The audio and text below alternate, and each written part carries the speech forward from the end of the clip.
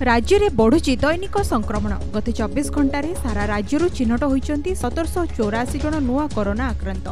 से मध्य क्वारंटाइन 1035 मामला आसीथिबा बेले लोकाल केस रही 749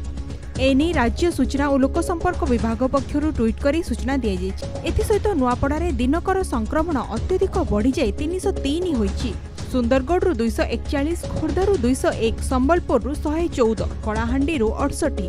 बरगढ़ 87, बलांगीर 91, गंजाम 80, बालेश्वर 72, नवरंगपुर 67, कटक 59, केन्दुझर चिन्हट होती 54 जन पॉजिटिव, पुरी 53, केन्दुझर 54, अनुगुल 20, झारसुगुड़ा 10 जन, मयूरभंज 27, जाजपुर 33, रायगड़ा 25, गजपति 16, सोनपुर 6, भद्रक 30 यह मिसाई राज्य में मोट संक्रमित संख्या 3,53,086 को वृद्धि पाई बेले एबे 10,503 को वृद्धि पाई एक्टिव केस 3,40,600 जन सुस्थ हो सारी बेले गत 24 घंटे 2 जन आक्रांत प्राण हराई।